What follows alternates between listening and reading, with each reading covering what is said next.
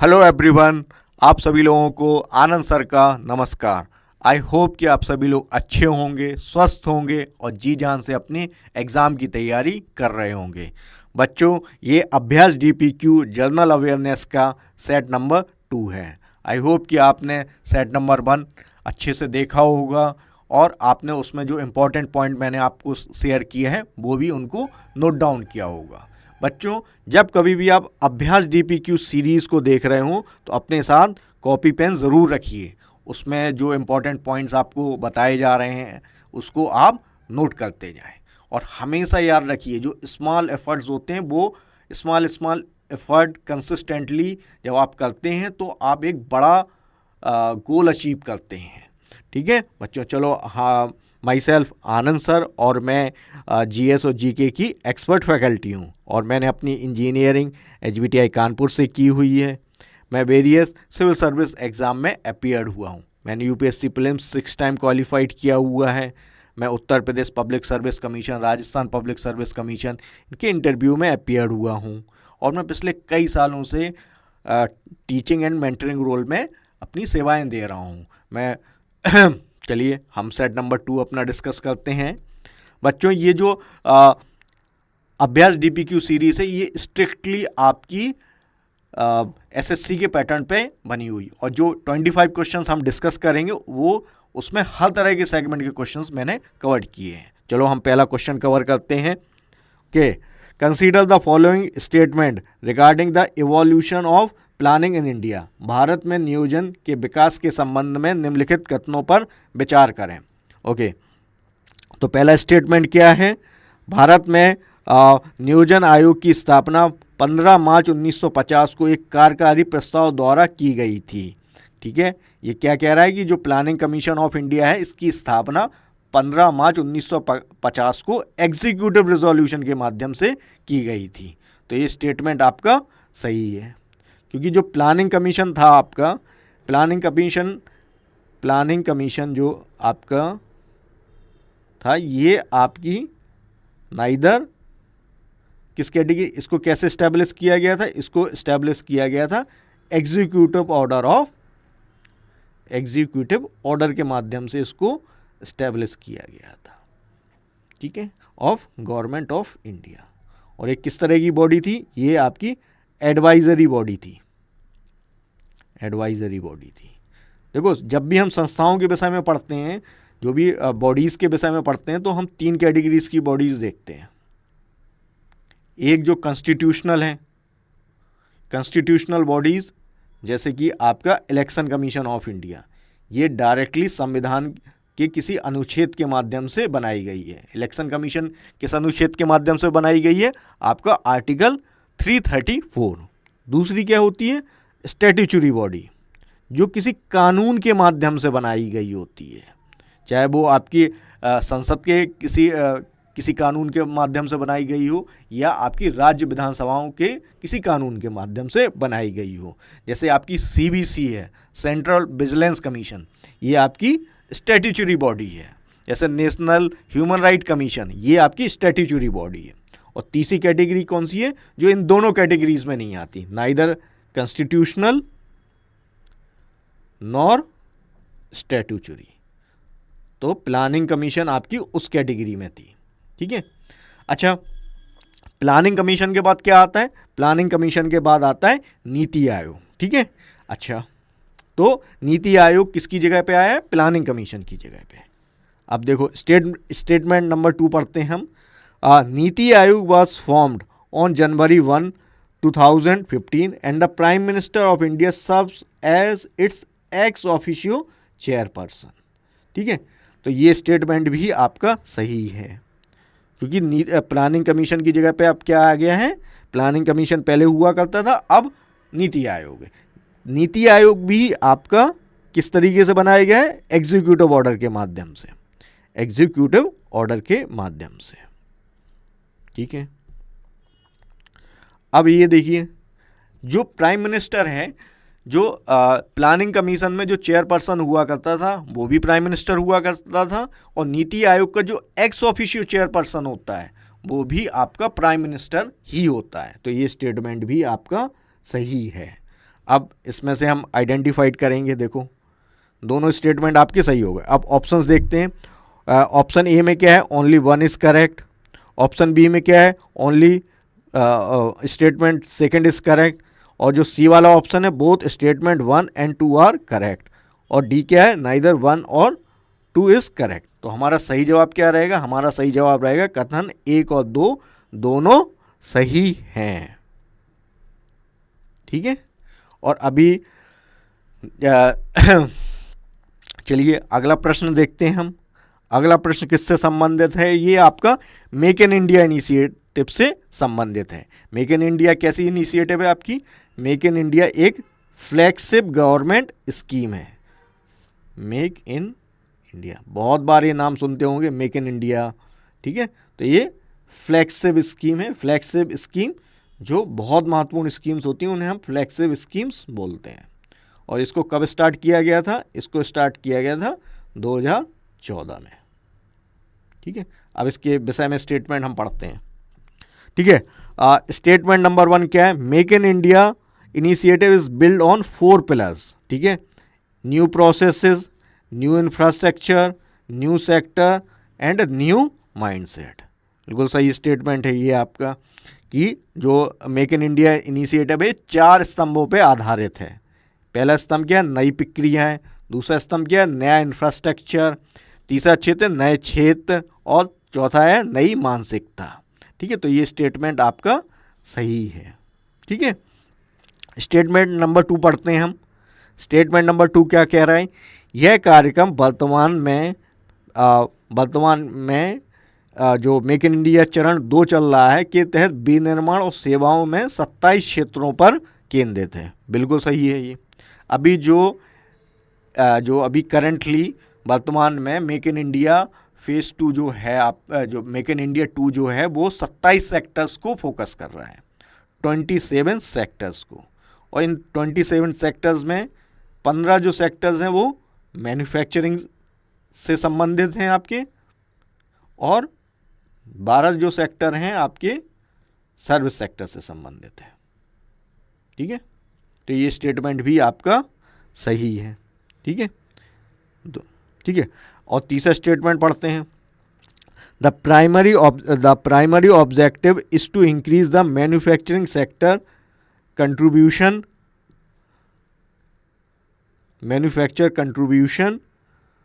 To India's GDP to 25%। ठीक है, तो ये स्टेटमेंट भी आपका सही है। इसका जो ऑब्जेक्टिव है, जो इसका लक्ष्य है, वो जो हमारी जीडीपी में, ग्रॉस डोमेस्टिक प्रोडक्ट में, सकल घरेलू उत्पाद में मैन्युफैक्चरिंग सेक्टर को 25% की हिस्सेदारी देना है। ठीक है, तो ये तीनों स्टेटमेंट सही है। अब ऑप्शंस देखते हैं। ए में क्या है, 1 और 2 है। ठीक है, बी में क्या है, ओनली 2 and 3 ओनली। सी में क्या दिएगा, 1 and 3। और जो डी वाला है उसमें तीनों स्टेटमेंट जोड़े गए हैं। तो ये आपका डी ऑप्शन इसका सही हो जाएगा। अच्छा, ये जो मेक इन इंडिया इनिशिएटिव है, इसको कौन सी इसकी इम्प्लीमेंटिंग एजेंसीज क्या है, यदि कोई आपसे पूछे एक इसकी जो इम्प्लीमेंटिंग मिनिस्ट्री है वो कौन सी है, तो इम्प्लीमेंटिंग मिनिस्ट्री है आपकी, डिपार्टमेंट है आपका, एजेंसी कौन सी है आपकी है डिपार्टमेंट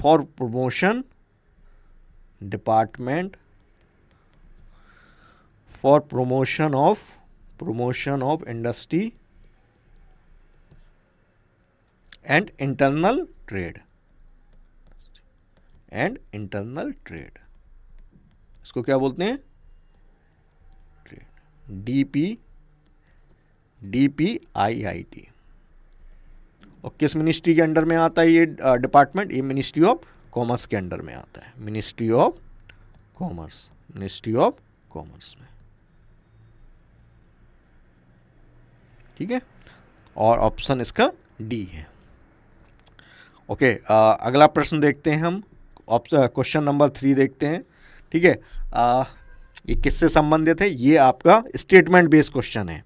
ठीक है, 2 स्टेटमेंट आपको दिए गए हैं और उसके आधार पर 4 ऑप्शंस बनाए गए हैं। तो सबसे पहले स्टेटमेंट देख लेते हैं। The right to property was removed from the list of fundamental rights by the 42nd constitutional amendment act. Okay, ठीक है। तो ये क्या कह रहा है कि जो संपत्ति का अधिकार है, जो हमारा जो 26 जनवरी 1950 को जो संविधान लागू किया गया था, उसमें 7 फंडामेंटल राइट्स होते हैं और राइट टू प्रॉपर्टी भी एक फंडामेंटल राइट होता है, ठीक है।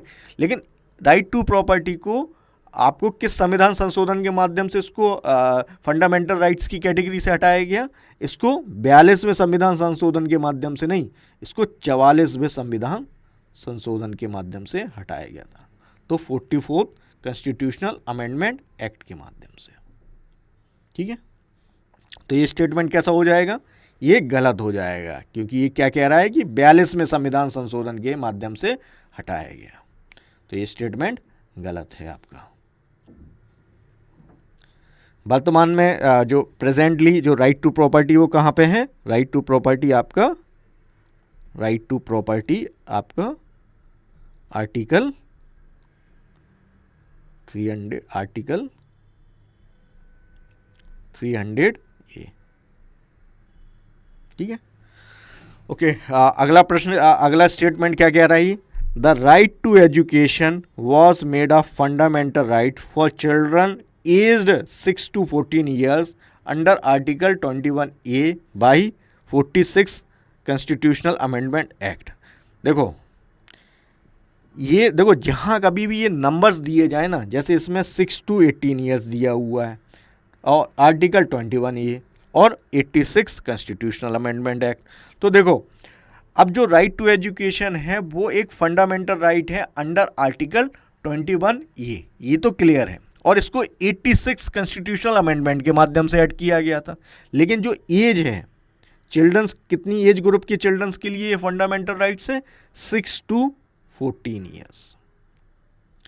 तो एग्जामिनर इस तरीके के साथ भी, इस तरह नंबर्स के साथ खेल कर सकता है, और कोई भी जल्दबाजी में स्टेटमेंट पढ़ लिया तो आप गलती भी कर सकते हो, और गलती की सज़ा क्या है? पेनाल्टी, ठीक है।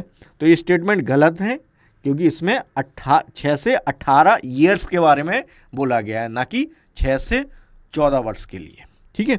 अब ऑप्शंस देखते हैं हम, जो ऑप्शंस हैं। ऑप्शन ए में क्या है? Only statement 1 is correct. Option B में क्या है? Only statement 2 is correct. C में क्या है? Both statement 1 and 2 are correct. और डी में क्या दिया? नाइदर स्टेटमेंट 1 और 2 इज करेक्ट। तो सही जवाब क्या रहेगा आपका? सही जवाब है आपका ऑप्शन नंबर डी, ठीक है, option number D.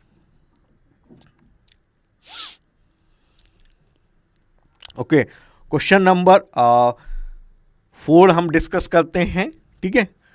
Which of के इसमें क्या बोल रहा है? Which of the following organization is responsible for publishing the annual human development report which include the human development index, ठीक है। निम्नलिखित में से कौन सा संगठन वार्षिक मानव विकास रिपोर्ट प्रकाशित करने के लिए उत्तरदायी है, जिसमें मानव विकास सूचकांक शामिल है? आपके ऑप्शंस क्या दिए गए हैं? World bank, international monetary fund, या जिसको अंतर्राष्ट्रीय मुद्रा कोष भी बोलते हैं, यूनाइटेड नेशन डेवलपमेंट प्रोग्राम्स, संयुक्त राष्ट्र विकास कार्यक्रम, और आखिरी विकल्प क्या है? डी विकल्प क्या है आपका? वर्ल्ड इकोनॉमिक फोरम या विश्व आर्थिक मंच। तो इसका सही जवाब क्या रहेगा? इसका सही जवाब है आपका संयुक्त राष्ट्र विकास कार्यक्रम, संयुक्त राष्ट्र विकास कार्यक्रम। और जो ह्यूमन डेवलपमेंट इंडेक्स है, मानव विकास सूचकांक जो है ह्यूमन डेवलपमेंट इंडेक्स, ठीक है। तो 2025 की जो ह्यूमन डेवलपमेंट 25 की जो है, उसमें इंडिया की क्या रैंक है? इंडिया की रैंक है आपकी, इंडिया की रैंक है 130 आउट ऑफ 193 कंट्रीज। अच्छा, इसने इंडिया का एसडीआई वैल्यू कितना है? और एसडीआई वैल्यू इंडिया का आपका एसडीआई वैल्यू है आपका 0.685, और इंडिया को किस कैटेगरी में रखा गया है? Medium development, medium human development की कैटेगरी में रखा गया है।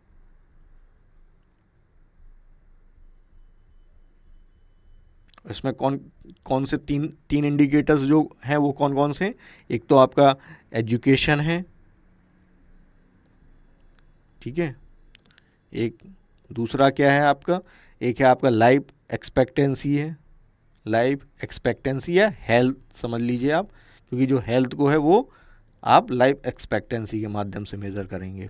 और थर्ड क्या है आपका, स्टैंडर्ड ऑफ लिविंग, जिसमें आपकी पर कैपिटा इनकम क्या है, इस तरीके से स्टैंडर्ड ऑफ लिविंग। अच्छा, इसको टॉप किसने किया है? जो SDI 1 है वो किसको मिला है? वो मिला है आइसलैंड को। आइसलैंड इस इंडेक्स में नंबर 1 पे है, नंबर रैंक, फर्स्ट रैंक, ठीक है। तो इसकी सही जवाब क्या रहेगा? आपका सही जवाब है आपका United Nation Development Programme. Okay, question number आपका 5 डिस्कस करते हैं। The battle of Chandawar was fought between Mohammad Ghori and which Indian ruler, ठीक है। तो ये आपसे क्या पूछ रहा है कि जो 1194 में जो चंदावर की लड़ाई हुई वो मोहम्मद गौरी और किस भारतीय शासक के बीच में हुई? और आपके ऑप्शन क्या हैं? पृथ्वीराज चौहान, जयचंद, गायकवाड़ डायनेस्टी, राणा सांगा और भीमा सेकेंड। तो ये लड़ाई आपकी किसके बीच में होती है? ये लड़ाई होती है आपकी जयचंद के बीच में, ठीक है। तो पृथ्वीराज चौहान के साथ कौन कौन सी लड़ाइयाँ होती हैं? 1191 में पृथ्वीराज चौहान के बीच में होती है फर्स्ट बैटल ऑफ तराइन, ठीक है। किस किस के बीच में होती है? पृथ्वीराज चौहान और मोहम्मद गौरी के बीच में। तो एक तरफ हम देख लें, पृथ्वीराज चौहान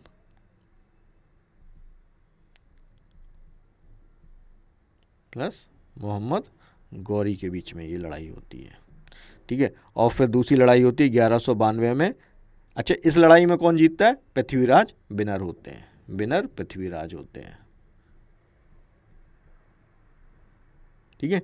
और 1192 में सेकेंड बैटल ऑफ पानीपत होती है। ये किस किस के बीच में होती है? Second battle of Tarain, Panipat नहीं, सेकेंड बैटल ऑफ पानीपत तो हेमू और अकबर के बीच में होती है। ये अगेन पृथ्वीराज चौहान और गौरी के बीच में होती है। और कौन जीतता है इसमें? इसमें गौरी विनर होता है, विनर गौरी होता है, ठीक है,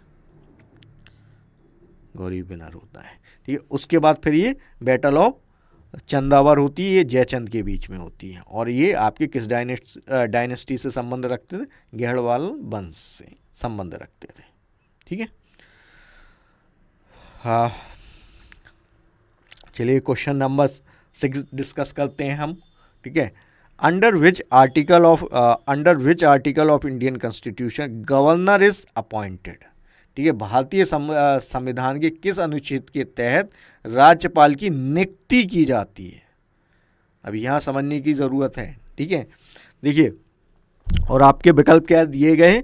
अनुच्छेद 63, अनुच्छेद 76, अनुच्छेद 165, अनुच्छेद 155। तो इसका सही जवाब क्या रहेगा आपका? इसका सही जवाब है आपका अनुच्छेद 155, ठीक है। अच्छा, ये जो अनुच्छेद 63 ये किससे संबंधित है? ये आपका संबंध है आपका vice president of India, vice president of India. इस अनुच्छेद 63 के माध्यम से वाइस प्रेसिडेंट का पद, ठीक है, वाइस प्रेसिडेंट ऑफ इंडिया, ठीक है। और जो अनुच्छेद 76 है किससे संबंधित है? ये संबंधित है आपका अटॉर्नी जनरल से, अटॉर्नी जनरल ऑफ इंडिया,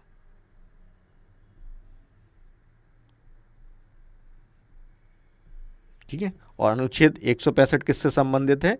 ये आपका एडवोकेट जनरल, एडवोकेट जनरल। ये एडवोकेट जनरल कहाँ होते हैं? ये स्टेट्स में होते हैं, ऑफ स्टेट। ये सभी संवैधानिक पद हैं।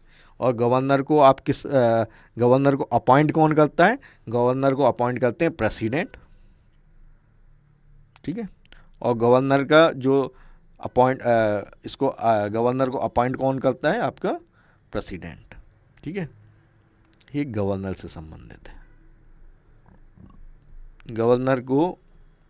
गवर्नर जो होता है वो स्टेट का एग्जीक्यूटिव हेड होता है, जो कि किसकी सलाह पे कार्य करता है? मुख्यमंत्री के नेतृत्व में जो काउंसिल ऑफ मिनिस्टर होती है उसकी सलाह पे ये कार्य करता है, और ये कॉन्स्टिट्यूशनल पोस्ट है, ठीक है, ठीक है। और गवर्नर को अपॉइंट कौन करता है? गवर्नर को अपॉइंट करते हैं president, appointed by president.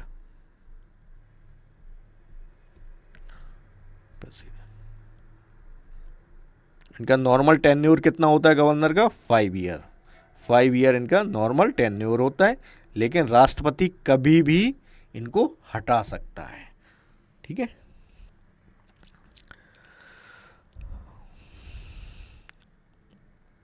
Okay, ये आपका किससे संबंधित है? ये टेनिस से संबंधित है। Consider the following statement regarding tennis facts and history, ठीक है। टेनिस खेल के तत्वों और इतिहास के संबंध में निम्नलिखित कथनों पर विचार करें। यहाँ अगेन आपको 2 स्टेटमेंट दिए गए हैं और उसके बेसिस पे 4 ऑप्शंस बनाए गए हैं। पहला ऑप्शन क्या है आपका? पहला स्टेटमेंट क्या है? The US open is traditionally held in New York city, ठीक है भाई। जो यूएस ओपन है वो कहाँ होता है? आपका न्यूयॉर्क सिटी में। तो ये स्टेटमेंट आपका सही है। महेश भूपति, ये पढ़ते हैं, Mahesh Bhupathi holds the distinction of being the first Indian player to win grand slam title, a feat he achieved in 1997। Mahesh Bhupathi grand slam खिताब जीतने वाले पहले भारतीय खिलाड़ी होने का गौरव रखते हैं। यह उपलब्धि उन्होंने 1997 में हासिल की। तो ये स्टेटमेंट भी आपका सही है, ठीक है। ये दोनों ही स्टेटमेंट आपके सही है। अच्छा, ये जो महेश भूपति ने जो ग्रैंड स्लैम जीता था, ये सबसे पहले देखो, ये जो ग्रैंड स्लैम है ना, ग्रैंड स्लैम जो होते हैं ना, ये टेनिस स्पोर्ट में मोस्ट इम्पॉर्टेंट टूर्नामेंट्स होते हैं, ठीक है। और ये चार एक तो ऑस्ट्रेलियन ग्रैंड स्लैम होता है आपका, एक होता है ऑस्ट्रेलियन, दूसरा होता है फ्रेंच, उसके बाद यूएस, ठीक है, उसके बाद आपका विंबलडन, ठीक है। तो ये 4 टूर्नामेंट्स होते हैं, यूके में होता है, ठीक है, जो आखिरी वाला, ठीक है। ये मोस्ट इम्पॉर्टेंट टेनिस टूर्नामेंट है, ठीक है। अच्छा, ये आपके इसमें महेश भूपति ने मिक्स डबल में ये खिताब जीता था। अब आप लोगों को मिक्स गेम में खेला था, मिक्स कैटेगरी में। अब आप लोगों को कमेंट में ये बताना है कि इनके दूसरे पार्टनर कौन थे, ठीक है। एक तो होगा महेश भूपति और इनके पार्टनर कौन थे, ठीक है। ये आपको कमेंट में मुझे बताना है, मैं आपको इसका सही जवाब नेक्स्ट सीरीज में दूंगा, ठीक है। और इसका सही जवाब क्या रहेगा? दोनों स्टेटमेंट सही है, तो सी ऑप्शन इसका सही जवाब होगा। Okay, which of the for which question number 8 discuss करते हैं हम।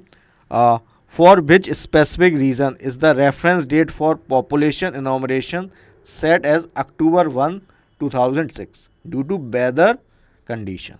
तो किन विशिष्ट क्षेत्रों के लिए मौसम की स्थिति के कारण जनसंख्या गणना के लिए जो रेफरेंस डेट है वो 1 अक्टूबर 2026 निर्धारित की गई है, ठीक है। और आपके ऑप्शन क्या क्या हैं? Coastal region of Kerala and Tamil Nadu, Kerala और तमिलनाडु के तटीय क्षेत्र, desert areas of Rajasthan and Gujarat, Rajasthan और गुजरात के रेगिस्तानी क्षेत्र, और लद्दाख, जम्मू कश्मीर, हिमाचल प्रदेश और उत्तराखंड के बर्फ से ढके क्षेत्र। और डी ऑप्शन क्या है आपका? असम, मेघालय सहित उत्तर पूर्वी राज्य।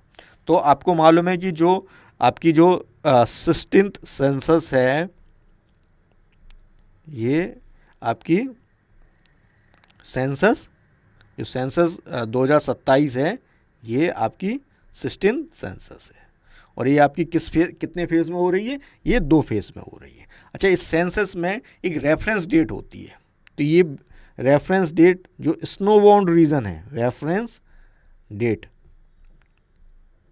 स्नो बाउंड रीजन के लिए क्या है? 1 अक्टूबर 2026। और जो रेस्ट ऑफ इंडिया है, रेस्ट ऑफ इंडिया के लिए रेफरेंस डेट क्या है आपकी? 1 मार्च 2027।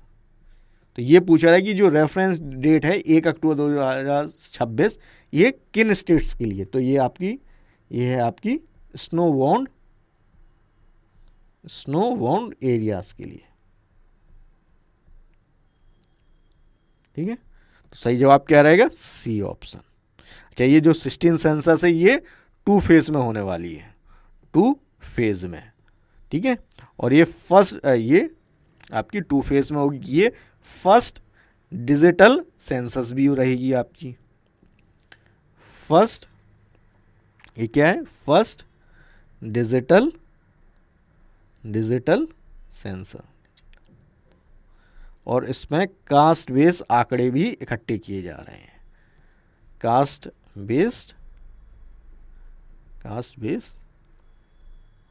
ठीक है, कास्ट बेस्ड आपके इनोमिनेशन भी किया जाएगा। ये 1931 के बाद अब किया जा रहा है। ठीक है, और ये आपका सेंसस किस लिस्ट का हिस्सा है? ये यूनियन लिस्ट का हिस्सा है, ये इंपॉर्टेंट पॉइंट है। देखो, यहां सिर्फ हमें जवाब नहीं देना है, हमें उससे संबंधित, देखो सेंसस से एसएससी में बहुत सारे क्वेश्चंस पूछे गए, हर साल आपको सेंसस से क्वेश्चंस जरूर पूछे जाएंगे, और ये सबसे मोस्ट इंपॉर्टेंट हॉट टॉपिक में गिना जाएगा। ठीक है, और इससे पहले सेंसस कब हुई थी हमारी? जो 15 सेंसस है ये आपकी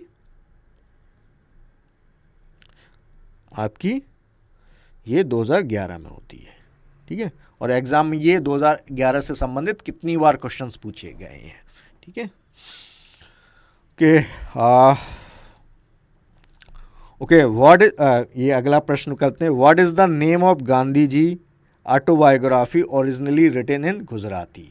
तो गांधी जी की आत्मकथा का नाम क्या है जो मूल रूप से गुजराती में लिखी गई थी? ऑप्शन क्या है आपके? हिंद स्वराज, सत्य के साथ मेरे प्रयोगों की कहानी, भारत की खोज, भारत होम रूल। तो इसका सही जवाब क्या रहेगा आपका? इसका सही जवाब है आपका the story of my experiment with truth. ठीक है, सत्य के साथ मेरे प्रयोगों की कहानी। ठीक है, इसको ओरिजिनली तो गुजराती में लिखा गया था, लेकिन इसको इंग्लिश में भी ट्रांसलेट किया था। और इंग्लिश ट्रांसलेशन किसने किया था? इंग्लिश ट्रांसलेशन आपका जो गांधी जी के पर्सनल सेक्रेटरी थे उन्होंने किया था। Personal secretary Mahadev Desai.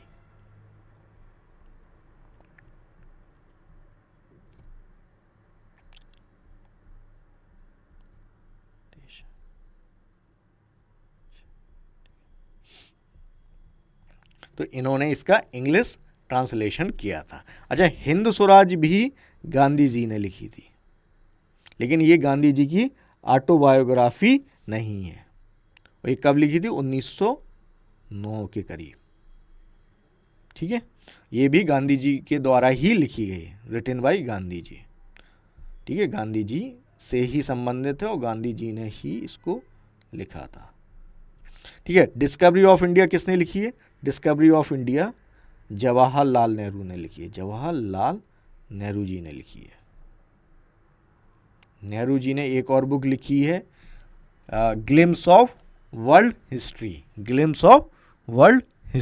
वो भी आपकी जवाहरलाल नेहरू ने लिखी हुई है। तो ये एग्जाम में जो इंपॉर्टेंट बुक्स है ना, इससे रिलेटेड कई क्वेश्चंस आ जाते हैं। ठीक है, चलो नेक्स्ट क्वेश्चन डिस्कस करते हैं। क्वेश्चन नंबर 10 डिस्कस करते हैं हम। ठीक है, the object of Wood dispatch of 1854 was क्या था? तो 1954 के वुड डिस्पैच का उद्देश्य क्या था? ठीक है, ठीक है। अब आपके ऑप्शंस क्या है? Reforms the Indian police system, provide comprehensive guideline for education in India, increase the land revenue demand for जमींदार, स्टैब्लिश फोर्ट विलियम कॉलेज। तो ये ऑप्शन में क्या है? भारतीय पुलिस व्यवस्था में सुधार करना। बी ऑप्शन क्या है आपका? भारत में शिक्षा के लिए व्यापक दिशा निर्देश प्रदान करना। और सी ऑप्शन क्या है? जमींदारों से भू राजस्व की मांग बढ़ाना। और ऑप्शन डी क्या है आपका? फोर्ट विलियम कॉलेज की स्थापना करना। तो जो वुड डिस्पैच है, ये आपका वुड डिस्पैच आपका किससे संबंधित था? वुड डिस्पैच आपका एजुकेशन सेगमेंट से संबंधित है। Wood dispatch,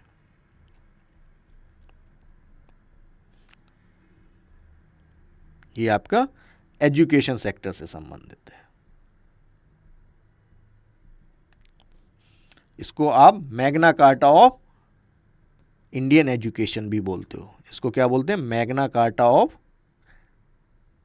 carta of English education in India भी बोलते हो। इसी एक्ट के माध्यम से, इसी डिस्पैच के माध्यम से इसमें क्या बोलते हैं उसको, जो इससे पहले जो मैकाले पॉलिसी के माध्यम से जो डाउनवर्ड फिल्ट्रेशन थ्योरी थी, उसको समाप्त कर दिया गया था। ठीक है। और इसने प्राइमरी एजुकेशन को वर्नाकुलर, आपकी लोकल लैंग्वेज में पढ़ाने की वकालत की थी। प्राइमरी एजुकेशन में इसने क्या कहा था कि प्राइमरी एजुकेशन आपकी लोकल लैंग्वेज में हो, या जिनको वर्नाकुलर लैंग्वेज भी बोलते हैं। और इसी एक्ट में आपके जो इसके बाद ही आपकी 3 यूनिवर्सिटीज़ भी इस्टेब्लिश की गई थी, कलकत्ता, मद्रास और आपकी मुंबई यूनिवर्सिटी। ठीक है। तो इसका संबंध किससे? आपका बी से। ठीक है। अच्छा, ये किस उस समय जब वुड डिस्पैच इंडिया में आया, तो उस समय भारत के गवर्नर जनरल कौन थे? तो उस समय किसका पीरियड चल रहा था? लॉर्ड डलहौजी का। लॉर्ड डलहौजी, इनका पीरियड कितना रहता है? 1848 से लेके ये 56 तक रहते हैं। इन्हीं ने ही डॉक्ट्राइन ऑफ लैप्स की पॉलिसी लागू की थी। ठीक है। कि ये अगला जो क्वेश्चन नंबर 11 है, consider the following statement with respect to Raja Ram Mohan Roy. Raja Ram Mohan Roy से संबंधित 3 स्टेटमेंट इसमें दिए गए और उसके आधार पे आपके 4 ऑप्शंस बनाए गए हैं। अच्छा, राजा राम मोहन रॉय, जो हमारे राजा राम मोहन रॉय को आप क्या बोलते हैं? ठीक है, जो राजा राम मोहन रॉय हैं, ये आपके फादर ऑफ मॉडर्न इंडिया भी बोलते हैं इनको। राम मोहन रॉय, ठीक है, एक समाज सुधारक थे, एक पॉलिटिकल, ये हर फील्ड में इन्होंने अपना कंट्रीब्यूशन दिया। ठीक है। तो इनको हम क्या बोलते हैं? Father of modern India.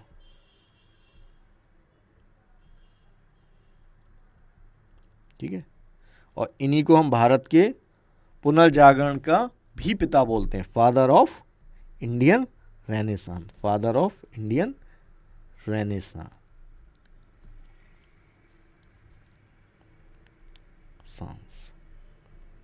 ठीक है। और ये इनका जो टाइम पीरियड होता है कितना होता है? इनका टाइम पीरियड होता है 1772 से लेके और 1833 तक। ठीक है। अच्छा, अब इनके बारे में हम पढ़ते हैं। ठीक है। पहला स्टेटमेंट है, the title Raja to Raja Ram Mohan Roy was given by follower of Brahmo Samaj. तो जो राजा राम मोहन राय को जो राजा की उपाधि ब्रह्मो समाज के अनुयायियों ने दी थी, तो ये स्टेटमेंट आपका गलत है। ठीक है। क्योंकि जो राजा की उपाधि इनको किसने दी थी? अकबर सेकंड ने इनको राजा की उपाधि दी थी। अकबर सेकंड, जो उस समय मुगल एम्परर थे, अकबर सेकंड ने इनको। ठीक है, तो ये स्टेटमेंट आपका गलत है। अच्छा, ये जो ब्रह्मो समाज है इसकी स्थापना राजा राम मोहन रॉय ने ही की थी। तो फाउंडेड, इन्होंने क्या आत्मीय सभा की स्थापना की थी। एक तो आत्मीय सभा, ठीक है, और एक ब्रह्मो समाज जो कि आपकी ब्रह्मो सभा जो बाद में जाके क्या बन गई थी, ब्रह्मो समाज बन गई थी। ठीक है, अब दूसरा स्टेटमेंट पढ़ते हैं। The first society founded by him was Brahmo Samaj. नहीं, पहली जो उन्होंने सभा बनाई थी वो आपकी आत्मीय सभा बनाई थी। तो ये स्टेटमेंट भी आपका गलत हो जाएगा। ठीक है, okay. He denounce the practice of idol worship in Hinduism. तो जो राजा राम मोहन रॉय थे वो मूर्ति पूजा के खिलाफ थे। तो ये स्टेटमेंट आपका सही हो जाएगा। ठीक है, अब हमें, अच्छा, राजा राम मोहन रॉय एक तो आइडल वर्शिप के अगेंस्ट थे और ये मोनोथिज्म को बढ़ावा दिया था। इन्होंने हिंदुज़म में मोनोथिज्म को बढ़ावा दिया था। इन्होंने ऐसा नहीं है कि वेद या जो रिलीजियस टेस्ट थे उनको नकार दिया था। अच्छा, राजा राम मोहन रॉय का संबंध आपका सती अवोल्यूशन से भी है।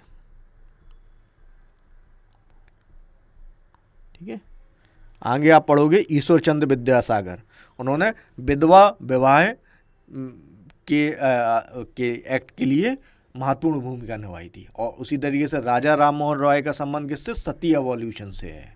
ठीक है, और सती ये एवोल्यूशन किसके टाइम पे हुआ था, विलियम बेंटिक।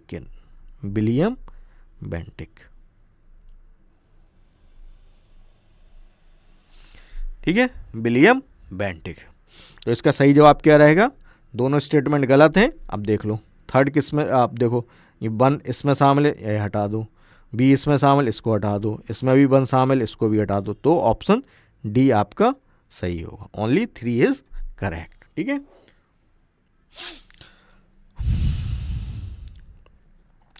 ओके, ये इसको पढ़ते हैं। केंद्र सरकार द्वारा नवीनतम राष्ट्रीय स्वास्थ्य नीति किस वर्ष अनुमोदित और जारी की गई थी। और आपके ऑप्शन क्या क्या हैं, आपके ऑप्शन हैं 2012, 2015, 2017, 2020। तो इसका सही जवाब क्या है, आपका सही जवाब है 2017। 2017 में नई health policy, national health policy लाई गई थी। ठीक है, अच्छा 2020 में आपकी कौन सी पॉलिसी लाई गई है, नेशनल एजुकेशन पॉलिसी।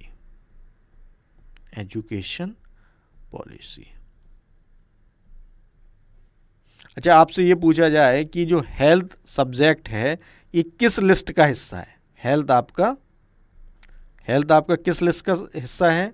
3 लिस्ट आपकी दी गई हैं, एक आपकी यूनियन लिस्ट है, दूसरी स्टेट लिस्ट है, तीसरी आपकी क्या है, कंकरेंट लिस्ट।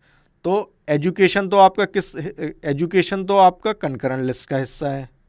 एजुकेशन जो मुद्दा है ये कंकरेंट लिस्ट का हिस्सा है। हेल्थ किस लिस्ट में है, हेल्थ आपका स्टेट लिस्ट में है।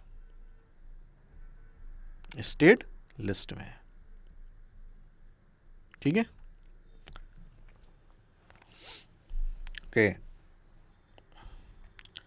ओके, क्वेश्चन नंबर 13 डिस्कस करते हैं। Which coast of India is known for its kayal मतलब back waters which are a major hub for water metro project being expanded in 2026। भारत के किस तट को इस कयाल बैक वाटर के लिए जाना जाता है जो 2026 में विस्तारित हो रही वाटर मेट्रो परियोजना के लिए प्रमुख केंद्र है। और आपके ऑप्शन क्या है, Konkan coast, Coromandel coast, Malabar coast और नॉर्थर्न सरकार। तो इसका सही जवाब क्या है आपका, मालाबार कोस्ट। मालाबार कोस्ट किस स्टेट में पड़ती है, आपकी केरला स्टेट में। तो जो मालाबार कोस्ट है आपकी, ये आपकी बैक वाटर्स के लिए फेमस है। ठीक है,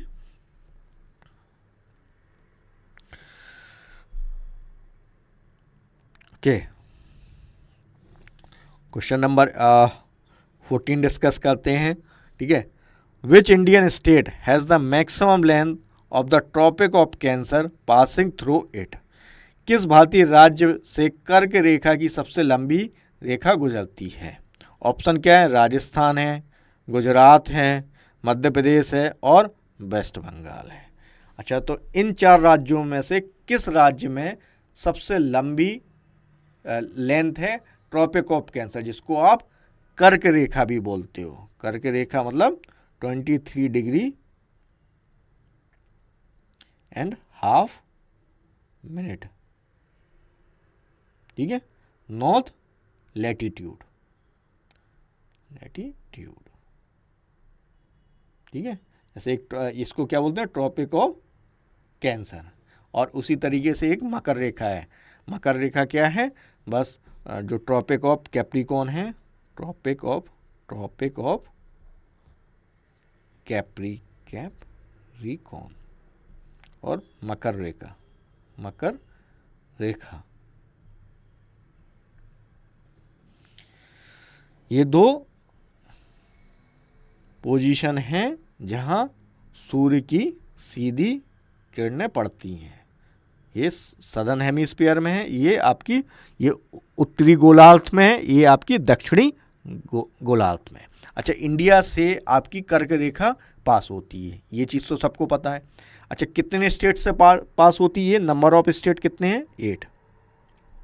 नंबर ऑफ स्टेट 8, ठीक है। उसमें सबसे लंबी किसके पास है? सबसे लंबी है मध्य प्रदेश, ठीक है। इसका सही जवाब क्या रहेगा? मध्य प्रदेश। तो आपका सी इसका सही ऑप्शन हो गया। क्वेश्चन नंबर 15 डिस्कस करते हैं। ये असर्जन रीजन बेस्ड क्वेश्चंस है। मैं एक बार आपको इसका किस तरीके से असर्जन बेस्ड क्वेश्चन डिज़ाइन होते हैं। देखो, इसमें एक असर्जन स्टेटमेंट दिया जाता है, फिर एक रीज़न स्टेटमेंट दिया जाता है और उसके बेसिस पे 4 ऑप्शंस बनते हैं। पहला ऑप्शन क्या होता है? जिसमें कि दोनों असर्जन और रीज़न दोनों सही हैं और रीज़न उसकी असर्जन की सही एक्सप्लेनेशन है, ठीक है। दूसरा क्या है कि दोनों ए और बी दोनों असर्जन और रीज़न सही है और R is not a correct explanation of A, ठीक है। और सी ऑप्शन क्या बनता है कि A is true but R is false, और ए इज़ फॉल्स और आर इज़ ट्रू, ठीक है। अब देखो, अब हम पढ़ते हैं स्टेटमेंट क्या कह रहा है। Agriculture productivity significantly increase during the Mahajanapada period, ठीक है। महाजनपद काल में कृषि उत्पादकता में उल्लेखनीय वृद्धि हुई, ठीक है भाई। ये स्टेटमेंट आपका सही है, ठीक है भाई, क्योंकि जो महाजनपदा पीरियड होता है, महाजनपदा पीरियड आपका कब से कब का पीरियड माना गया है? ये आपका एंशिएंट पीरियड में जो हमारी महाजनपदा पीरियड, तो महाजनपदा पीरियड आपका 4th सेंचुरी से लेके 6th सेंचुरी के पीरियड का समय माना गया। 4th सेंचुरी BC से लेके 6th सेंचुरी से लेके 4th सेंचुरी का पीरियड। तो इस पीरियड में आपके जो एक बुक है अंगतुर निकाय, अंगतुर, तो इस बुक ने आपके 16 जनपदास के बारे में बताया गया है। 16 जनपदा, ये 16 जो महाजनपदास हैं ये इम्पोर्टेंट है। महाजनपदास बड़े साइज, बड़े लार्ज जोग्राफिकल एरिया वाले, ठीक है।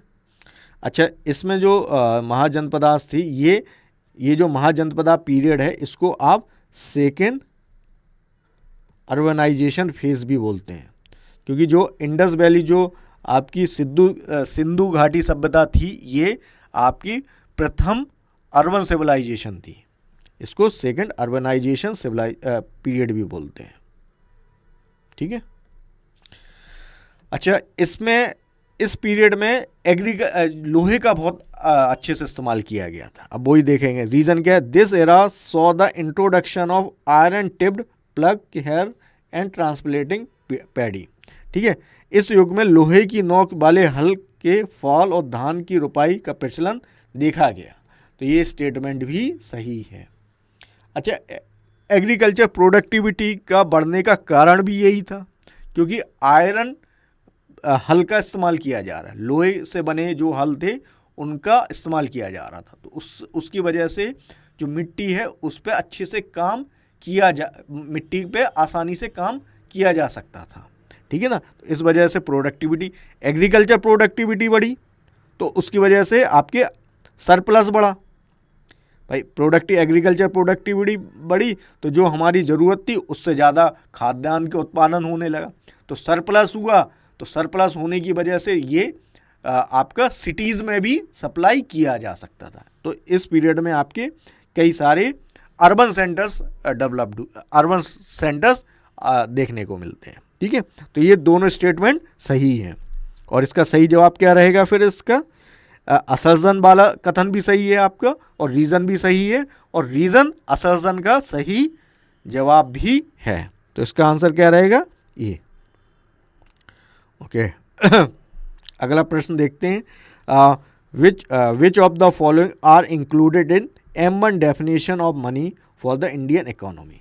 भारतीय अर्थव्यवस्था के लिए धन की M1 परिभाषा में निम्नलिखित में से क्या शामिल है? तो जो हमारा रिजर्व बैंक ऑफ इंडिया है, जो RBI है, ठीक है, RBI जो है हमारा भारतीय रिजर्व बैंक, ये मनी सप्लाई को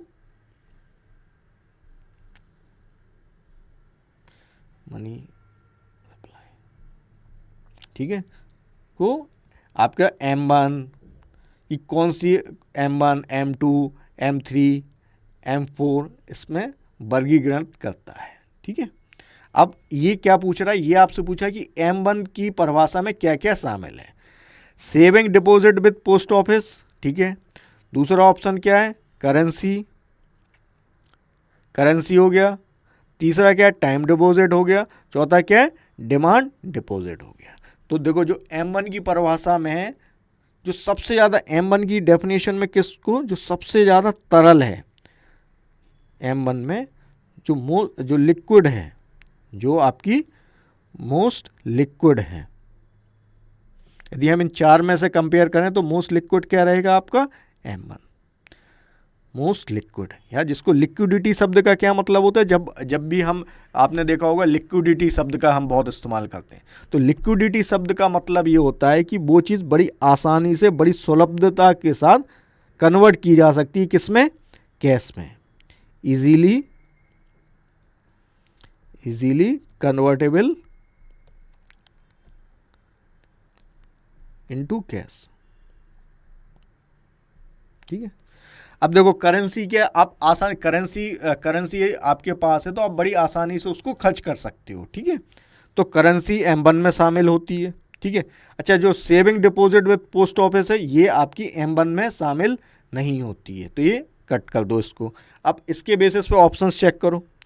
देखो, A में भी 1 है और D में भी 1 है, तो इन दोनों को एलिमिनेट कर दो। अब आप देखो, करेंसी आपका दोनों में शामिल है। करेंसी आपका बी में भी शामिल है और सी में भी शामिल है। अच्छा, अब आपको किस में चूज़ करना है? आपको चूज़ करना है टाइम डिपॉजिट और डिमांड डिपॉजिट। डिमांड डिपॉजिट का क्या मतलब है? कि कस्टमर की डिमांड पे बैंक उसको भुगतान करेगा। जैसे कि आपके जो सेविंग अकाउंट हैं, ठीक है, सेविंग अकाउंट या सेविंग एंड करंट अकाउंट्स हैं, अब आप इन अकाउंट से बड़ी आसानी से पैसा निकाल ले सकते हो। आप बैंक में गए और आपने चेक लगाई, आपने अपना पैसा निकाल लिया।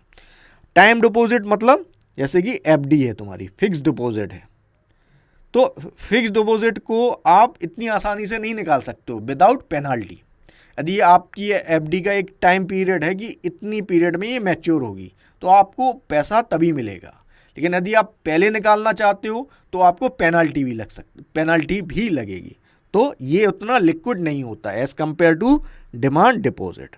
तो करेंसी प्लस डिमांड डिपॉजिट आपका M1 में शामिल होता है, ठीक है।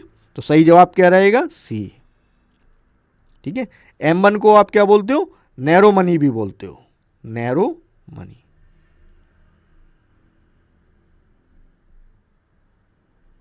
ठीक है। और जो आरबीआई है ये आपकी मॉनेटरी पॉलिसी बनाता है। बैंकिंग को कौन रेगुलेट करता है? इंडिया में कौन बैंकिंग को रेगुलेट कर रहा है? आरबीआई रेगुलेट कर रहा है। मॉनेटरी पॉलिसी कौन बनाता है? मौद्रिक पॉलिसी कौन बनाता है? आपका RBI, monetary policy. Physical policy कौन बनाएगा? गवर्नमेंट बनाएगी। मॉनेटरी पॉलिसी आपकी आरबीआई। ठीक है। अच्छा, आरबीआई की स्थापना कब की गई थी? जो आरबीआई इसकी स्थापना की गई 1935 में स्टैब्लिश किया गया था। और इसको नेशनलाइज कब किया गया? आपका 1949 में नेशनलाइज किया गया था, 1949 में। ठीक है, तो ये ओके। अगला प्रश्न देखते हैं हम। अगला प्रश्न किससे संबंधित है? कंसीडर द फॉलोइंग पेयर, निम्नलिखित इकोनॉमी पर विचार करें। एक्सरसाइज दी गई है, दूसरी तरफ पार्टनर कंट्री। तो ये आपसे क्या पूछ रहा है कि कौन सी एक्सरसाइज इंडिया किस कंट्री के साथ करती है। तो जो युद्ध कौशल एक्सरसाइज है, युद्ध कौशल एक्सरसाइज कोई बायलैटरल युद्ध कौशल का संबंध किससे? यूएसए से नहीं। युद्ध कौशल का संबंध नहीं, युद्ध अभ्यास का संबंध आपका यूएस से है। युद्ध अभ्यास का यूएसए से संबंध है, युद्ध कौशल का यूएसए से कोई संबंध नहीं है। तो ये स्टेटमेंट आपका गलत हो जाएगा। बर्ना एक्सरसाइज का संबंध किससे? फ्रांस से है। तो ये स्टेटमेंट आपका सही हो जाएगा। ठीक है। उसके बाद आपका सूर्य किरण एक्सरसाइज है, ये भारत किसके साथ करता है? ये आपका नेपाल के साथ करता है। तो ये स्टेटमेंट भी आपका सही हो जाएगा। अब हमें ऑप्शंस देखने हैं। अब ए वाले में क्या दिया गया? Only 1।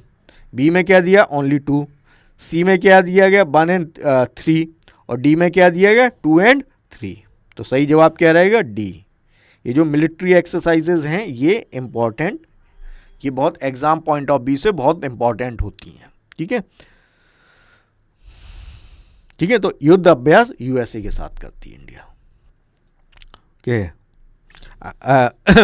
Scurvy, a condition marked by bleeding gum and poor wound healing, is caused by a severe deficiency of. Scurvy एक ऐसी स्थिति जो मसूड़ों से खून बहने और घावों को ठीक होने में देरी से चिन्हित होती है, किसके गंभीर कमी के कारण होता है। और आपके ऑप्शन क्या क्या दिए गए? विटामिन B12 की कमी से, विटामिन डी की कमी से, विटामिन सी की कमी से और विटामिन के की कमी से। तो इसका सही जवाब क्या है आपका? Vitamin C. विटामिन सी की कमी की वजह से आपको स्कर्वी रोग होता है। ठीक है। और ये विटामिन सी किस तरीके का विटामिन है आपका? ये आपका वाटर सॉल्युबल विटामिन है, water soluble.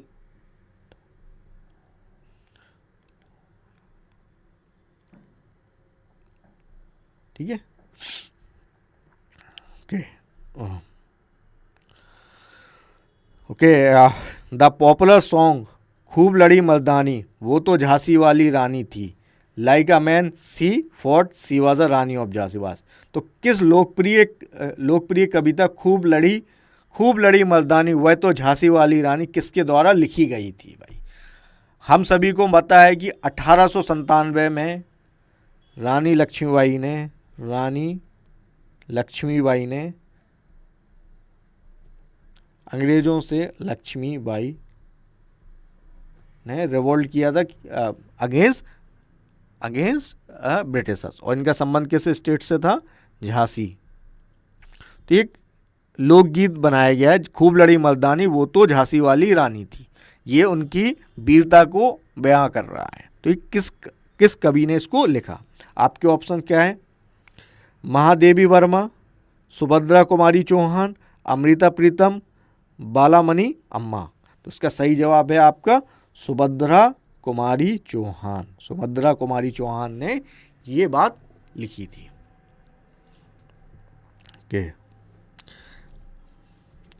Question number 20 discuss करते हैं। In which one of the following state the Guntupalli Buddhist cave located. तो निम्नलिखित में से किस राज्य में गुंटीपुली बुद्ध केव स्थित हैं? ऑप्शन क्या है? आंध्र प्रदेश, कर्नाटका, तमिलनाडु, केरला। तो सही जवाब क्या है आपका? आंध्र प्रदेश। आंध्र प्रदेश इसका सही जवाब है। अच्छा, जो अजंता और एलोरा केव्स हैं ये कहाँ हैं? अजंता एंड एलोरा केव, ये महाराष्ट्र में है। महाराष्ट्र में जो संभाजी नगर है, संभाजी नगर, ये केव्स वहाँ पे हैं, महाराष्ट्र। ठीक है, संभाजी नगर पहले किस नाम से जाना जाता था? औरंगाबाद के नाम से। और जो एलिफेंटा केव्स हैं, ये भी महाराष्ट्र में ही हैं। मुंबई से आप जो इंडिया गेट है वहाँ से एलिफेंटा केव्स की तरफ जाते हैं। ठीक है, महाराष्ट्र। ठीक है, ओके। क्वेश्चन नंबर डिस्कस करते हैं हम 21। विच of the following is not an electromagnetic waves? निम्नलिखित में से कौन विद्युत चुंबकीय तरंग नहीं है? और आपके ऑप्शन क्या हैं? Cathode rays, X ray, gamma ray, radio waves. तो सही जवाब क्या रहेगा आपका? सही जवाब है आपका कैथोड रेज। कैथोड रेज क्या है आपका? Beam of electrons, beam of electrons. और जो बीम ऑफ इलेक्ट्रॉन्स, ठीक है। और जो इलेक्ट्रोमैग्नेटिक वेव्स हैं ये कैसी वेव्स होती हैं? इनको, ये इलेक्ट्रोमैग्नेटिक वेव्स आपकी वैक्यूम में भी ट्रेवल कर सकती हैं। ठीक है, इलेक्ट्रोमैग्नेटिक वेव्स आपकी वैक्यूम में भी ट्रेवल कर सकती हैं। ठीक है, जैसे आपकी एक्सरे तो हो गई, एक्सरे है, गामा रे है, ठीक है, आपका अल्ट्रा वायलेट रेज है, ठीक है, उसके बाद विजिबल रेज आती हैं, और फिर उसके बाद क्या आती हैं आपकी? इंफ्रारेड भी, इंफ्रारेड, ठीक है ना, फिर आपकी रेडियो, माइक्रोवेव, फिर रेडियो वेव्स। तो ये सब आपकी क्या है? इलेक्ट्रोमैग्नेटिक वेव्स के। Methanol is a toxic because, methanol toxic होता है, और वो क्यों? उसकी चार ऑप्शन दिए गए। मैथनॉल कोगुलेट द प्रोटोप्लाज्म, ठीक है। Methanol get oxidise to methanol in liver which coagulate the protoplasm. C option क्या है? Methanol get oxidise to acetic acid in liver which coagulate the protoplasm. D option क्या है? Methanol gets oxidise to carbon monoxide in liver which coagulate the protoplasm. तो methanol का formula क्या है आपका? Methanol एक एल्कोहल है और इसका फॉर्मूला है CH3OH। ये मैथनॉल का केमिकल फॉर्मूला है। ठीक है, तो मैथनॉल टॉक्सिक जो हूच होती है ना, देसी शराब में ये पाया जाता है अधिक मात्रा में। ठीक है, तो ये टॉक्सिक होता है। क्यों होता है? क्योंकि मैथनॉल ऑक्सीडाइज कर जाता है किसमें? मैथनॉल में, in liver which coagulate the protoplasm. तो मैथनॉल का फॉर्मूला क्या है आपका? मैथनॉल आपका CHO, ये आपका मैथनॉल है, मैथेनॉल। ये एक एल्कोहल है, ये एक आपकी एल्डिहाइड है, एल्डिहाइड, ये आपका एल्कोहल। तो टॉक्सिक क्यों होता है? क्योंकि ये ऑक्सीडाइज कर जाता है किसमें? मैथनॉल में, मैथनॉल में इन लीवर, जो कि कोगुलेट कर लेता है किसको? प्रोटोप्लाज्म को। तो सही जवाब क्या रहेगा? B. Okay, which of the following statement regarding the continent of Antarctica are correct? Statement number 1 क्या दिया गया है? दक्षिण Gangotri was the first scientific base station of India situated in Antarctica। तो दक्षिण गंगोत्री अंटार्कटिका में स्थित भारत का पहला वैज्ञानिक आधार केंद्र है। ये स्टेटमेंट बिल्कुल सही है। ठीक है, अब स्टेटमेंट नंबर 2 देखते हैं हम। स्टेटमेंट नंबर 2 क्या है? Mount Vinson is the highest peak of this continent. तो जो माउंट विंसन है वो अंटार्कटिका की सबसे बड़ी पीक है। ये स्टेटमेंट भी सही है। अब इसमें से हमें क्या जवाब करना है? करेक्ट आंसर करना है। और आपके ऑप्शन क्या दिए गए हैं? आपके ऑप्शन दिए 1 ओनली, 2 ओनली, बोथ 1 and 2, और नाइदर 1 और 2। तो सही जवाब क्या रहेगा आपका? सही जवाब रहेगा आपका सी ऑप्शन। दोनों ही आपके सही हैं। ओके, अगला प्रश्न देखते हैं। विनेगर से संबंधित है ये आपका। विनेगर जो आपने चाउमीन में बहुत इस्तेमाल होता है, ये जो खाना बनाने के कार्य में ये बहुत इस्तेमाल होता है। तो विनेगर क्या है?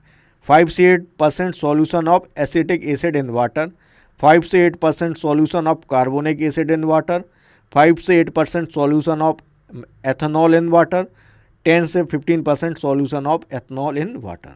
इसका सही जवाब क्या रहेगा? इसका सही जवाब है आपका 5 से 8% सॉल्यूशन ऑफ 5 से 8% सॉल्यूशन ऑफ एसिडिक एसिड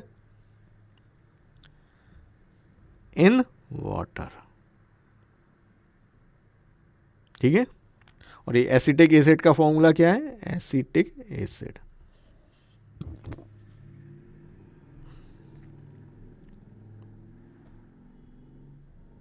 ठीक है, ये बस ऐसे याद कर लीजिएगा। ठीक है, यहाँ केमिस्ट्री में आपको बहुत सारे फॉर्मूलाज देखने को मिलते हैं, इसलिए मैं बता रहा हूँ आपको। ठीक है, तो इसका सही जवाब क्या रहेगा? ये ऑप्शन। ओके, अगला प्रश्न डिस्कस करते हैं हम। Question number 25, which of the following is the national aquatic animal of India?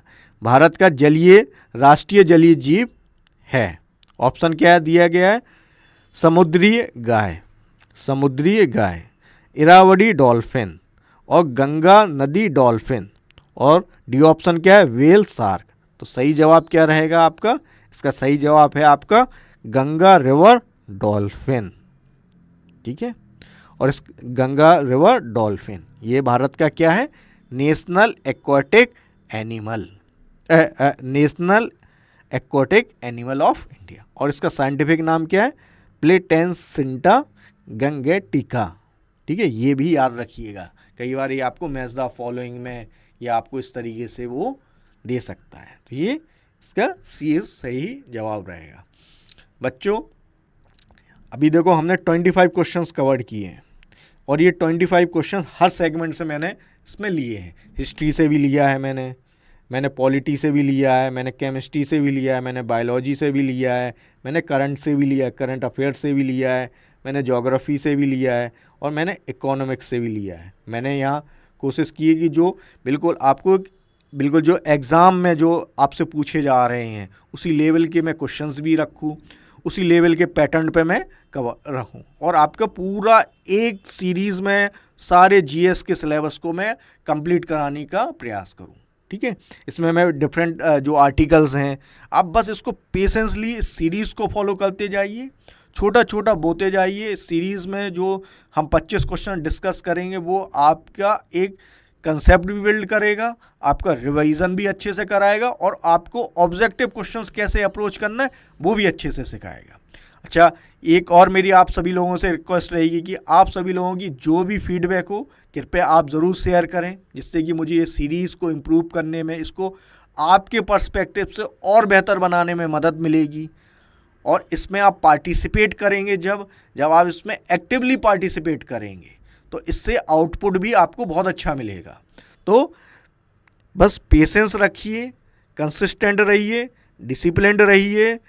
एग्ज़ामो platform आपके एग्ज़ाम के लिए हर तरह से तैयार बैठा हुआ है, हर सेगमेंट को डील किया जा रहा है एक डेडिकेटली ढंग से। ठीक है, और आप अपने शेयर को कमेंट में ज़रूर शेयर करिए। Thank you.